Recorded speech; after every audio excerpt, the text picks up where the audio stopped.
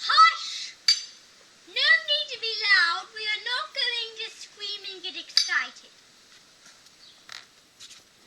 I know you've been reading for the last half hour. I know. I was helping my husband with something. And when I help my husband with something important, you all need to be respectable. You, this whole group, need to have some sympathy and some patience. Because I heard you going, oh, come on, hurry up. That's not nice. I'm beginning to wonder what's wrong with this group. How well can it behave? It can get better, you know. We've had problems all the time, and I'm tired of dealing with them. For once, I would like a good Amenten, a respectful Amenten. An Amenten that can wait, has patience, and is compromising to let people do stuff that they might need to do. I'm really sick of it.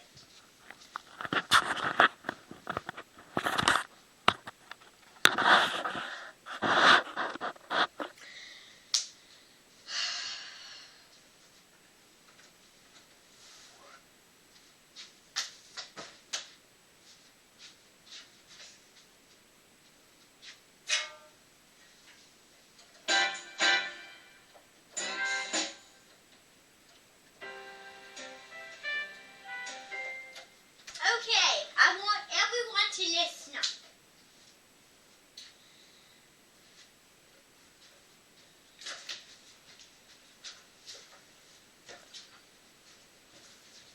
Okay, so I want everyone to listen up here. So, we are going on a scavenger hunt today because it's getting towards where everything is starting to grow. And where it has the potential to be vibrant. So we're going on a scavenger hunt outside. I don't want to see any troubles because there are people that are trying to prey out there. Well, people die. And we have a cemetery, and sometimes people send their bodies off to the cemetery. Now, I'm just reminding you, if you think it looks ridiculous or stupid, when people are praying, they might do some strange things.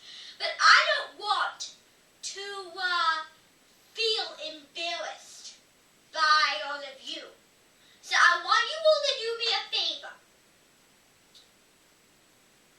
Keep all the embarrassments and all the negative thoughts to yourself. Do you know another word for that? Another phrase? Another name? That sometimes people use, especially in Anjoli. Keeping your temper. I want you all to keep your temper and be on your best behavior. Because if I see any of you embarrass anyone out there, we're coming in with no words, and all of you are sitting down and putting your heads down.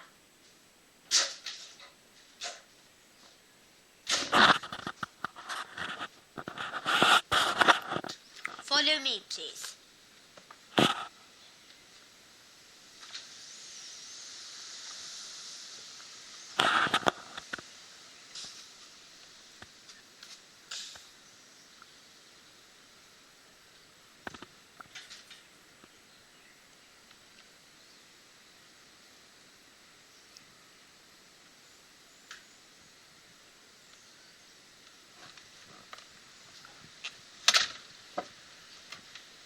Be careful. These stairs are not as stable as they were. Okay, so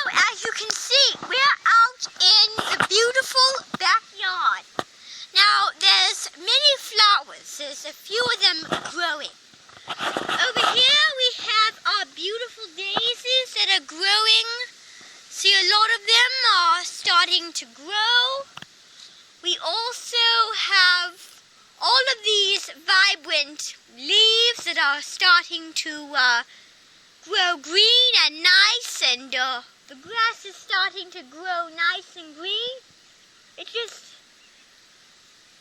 just a green world out here. Everything is green. The grass, the leaves, the plants.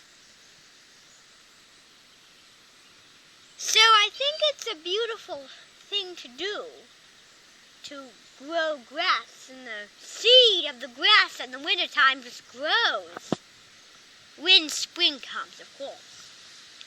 Now, I want you to see something else. This garden right here is growing, but as you can see, there's a lot of green in this whole yard. Now, the plants have not grown yet. The tomatoes and the peppers are over here, the peppers are somewhere in that area. So, I just want to say that over there is something we call dill. It's used in a lot of cream sauces.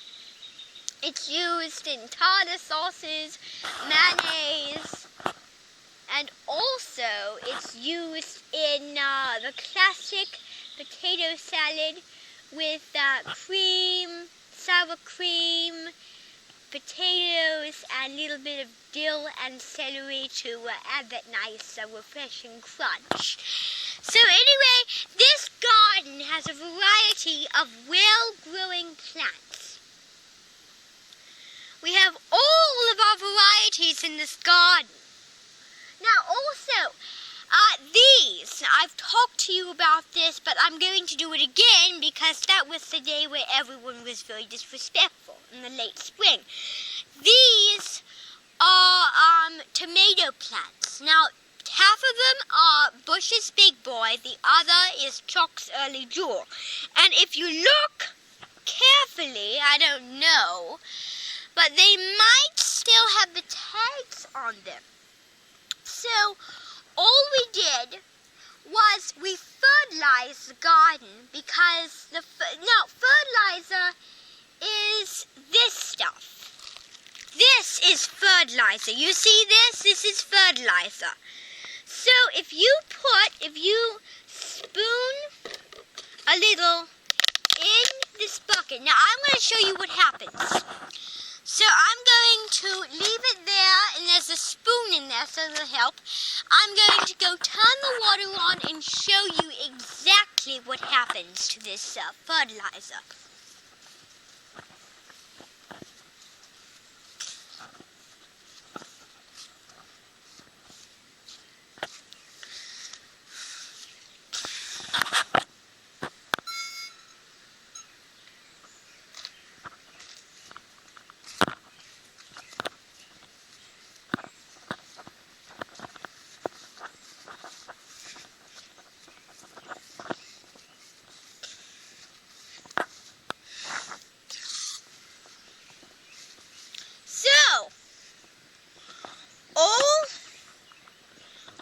To do is,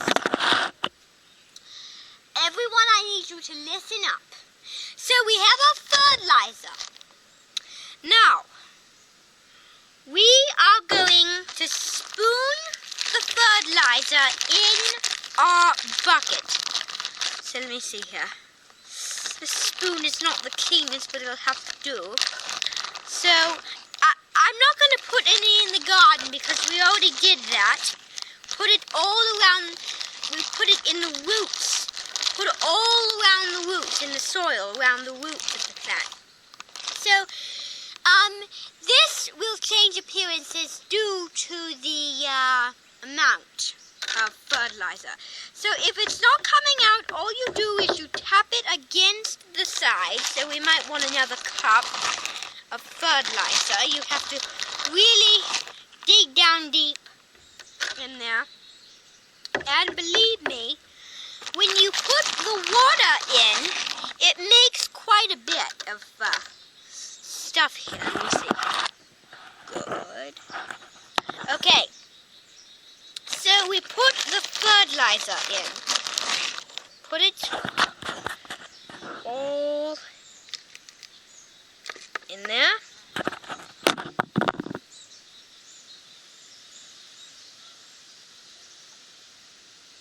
So then, now it's time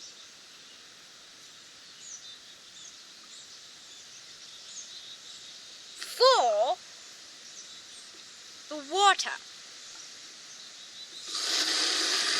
So, as you can see, when I'm putting the water in with the fertilizer, it turns into a liquid, and it's a very sudsy liquid, but as you let it sit, the suds start to evaporate. So this is a very frothy mixture. So as you can see, look at that. It looks like what I call a fertilizer bubble bath.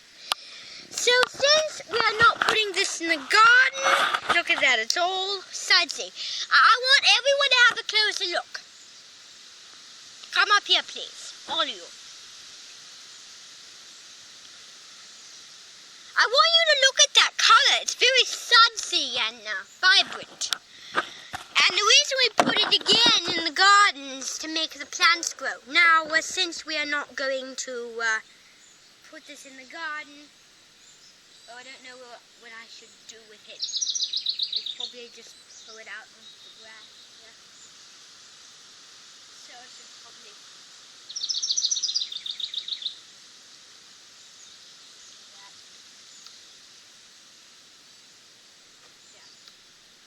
I don't know. So that is just our little fertilizer trick. Now, follow me, please.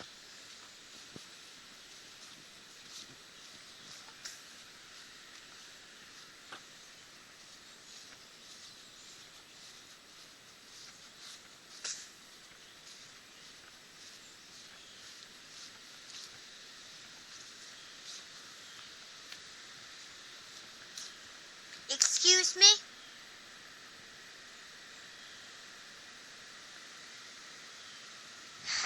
Can you tell us a little bit about what you're doing? Who is his name? Isaac. That's just a telling God. That's not even a real person. It's just... Well, it could be a name, but it's actually a myth.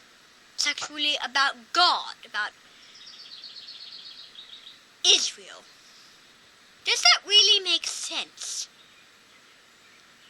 Because we live in Britain. We don't live in Israel. And you're praying for someone that died in one part of the Holy Land. It's ridiculous.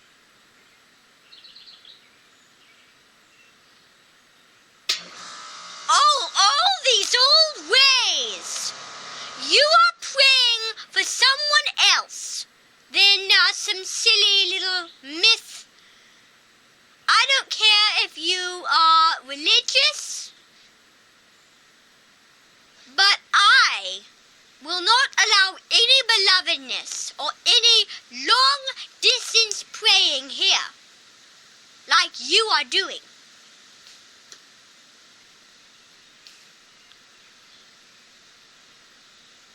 And you know what? It doesn't even look like a holy cemetery. It looks like a shack. This thing is like this little, like this under the house thing where these brown beams and this wall over here. And you're praying in a ridiculously wrong place. It's ridiculous.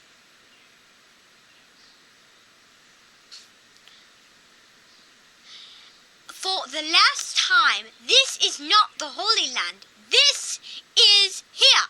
We live here.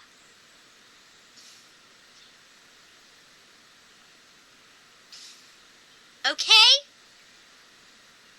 If I ever see or hear you pray again for someone that ridiculous, you are leaving, and I will tear down every part that makes you have a crush on whoever this is you're praying for. He is not real. He is a myth from the book. Do you understand?